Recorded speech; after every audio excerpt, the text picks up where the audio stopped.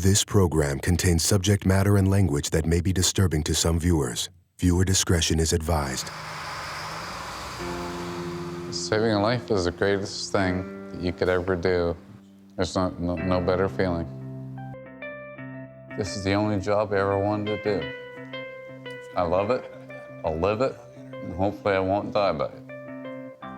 I've been inactive for 6 months, on sick leave, and I'm hoping to get back to work.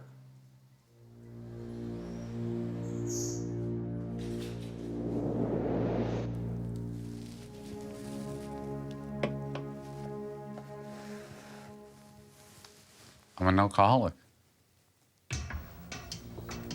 His routine in the morning is basically to get up and crack open a beer. And sit on the couch, drink, barely eat, and sleep and go back to bed. He needs that constant can of beer. When he's drinking, Jeff calls his co-workers, family members, pretty well anyone that'll listen to him. When he called the chief's house one night, loaded. Hey, how's it going, man? I call people because I'm bored and I'm lonely. Leah, how are you? He was calling the 911 dispatchers and kept calling them back and calling them back. And the 911 dispatchers sent a police constable over to his house. And he spent the night in jail for that.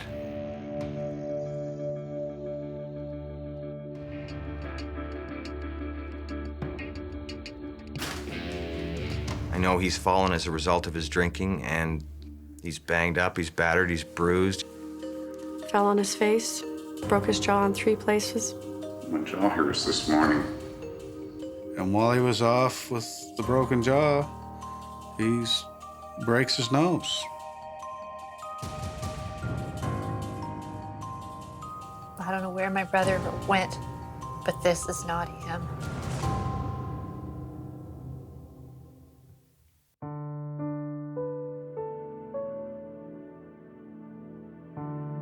We were aware of the fact that our childhood was a little bit different and a little more dramatic and not as normal as the other kids around us.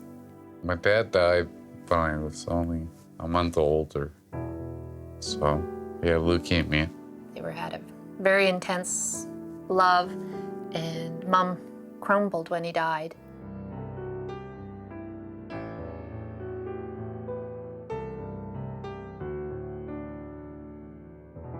We were happy to have him with us, and we knew that he needed to be looked after, and we tried to raise Jeff the very same as we raised our own children. Jeff was a pleasure to have on your shift. He was good at his job, whether it was a small fire or whether it was a car accident. He was a guy you could count on. If you cut him, he would bleed firemen.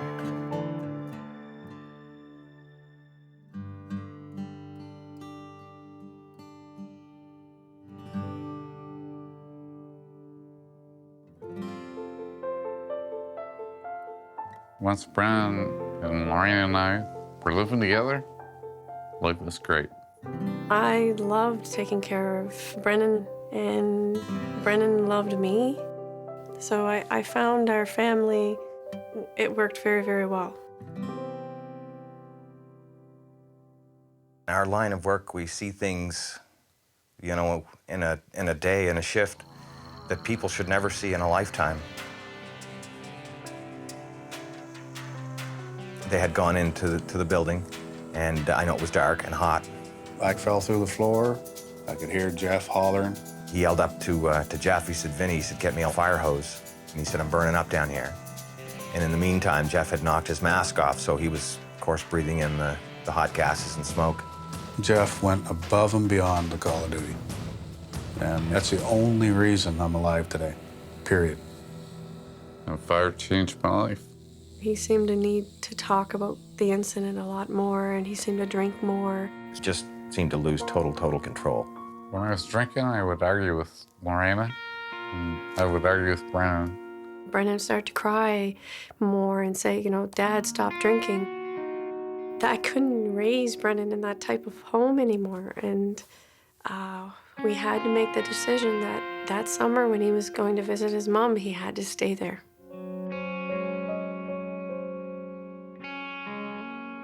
Brenna said, "I will come back, Dad, if you stop drinking." So I really thought that would be his rock bottom.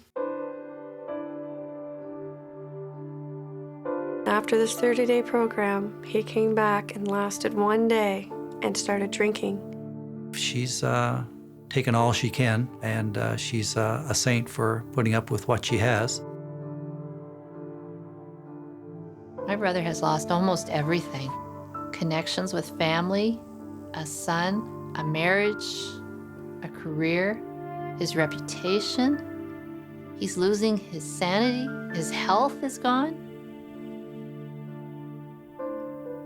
I don't know what he has left.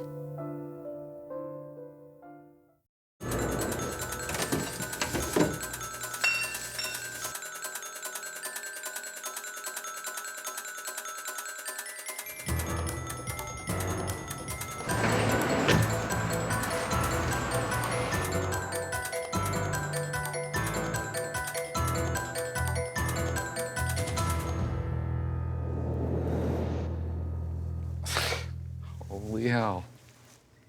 Hey. My name's Ken, I can. and I'd had the opportunity to work with your family, and they're afraid that you're pretty close to death.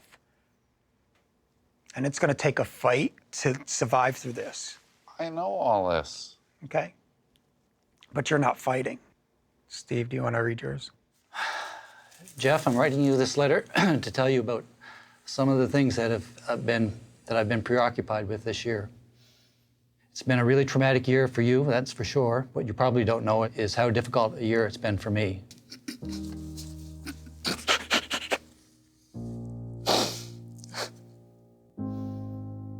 I don't want to feel this type of despair or anger towards you any longer. So I'm begging you to go for long-term treatment. Please take these words to your heart, because they're coming from mine. Please, Jeff. Do you mind if you don't drink that right now? Give it to your father. Starting to feel the DTs. You're not feeling Just- it. yeah, I am. We have a nurse Yeah. here for that. Give me that other bunch, too. We have a nurse for that. No, don't. If you choose not to accept this gift today, I will no longer comfort you in any way. I will have no contact with you except through a lawyer. Jeez.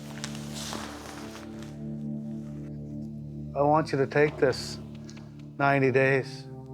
This is like a dream come true for your family and for us. And I'm asking you to do this. And if you choose not to take this, Jeff, I'm going to go to work. And all those young fellas that I went to bat for you for, I'm going to tell them, you love liquor a lot more than you love your family and life. Yeah, how hard it is to hear it. Yeah, well, that's what's going to happen if you don't accept this gift.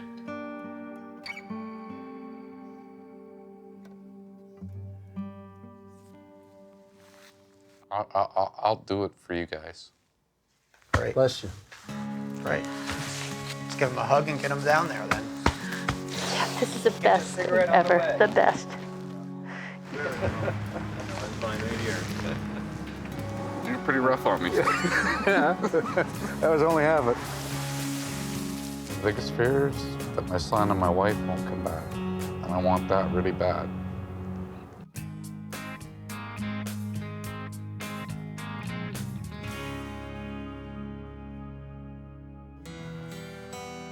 If I hadn't had an intervention, my life right now would be black because I wouldn't be looking at anything. I'd be dead. The recovery is so important that it has to be every bit as important to me as my family and everything else in my life, because everything else in my life won't be there if my recovery is not. So.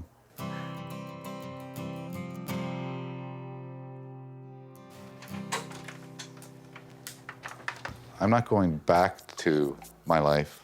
I'm going back to my home and my job, my friends, but I'm going back to a new life. And I'm so excited.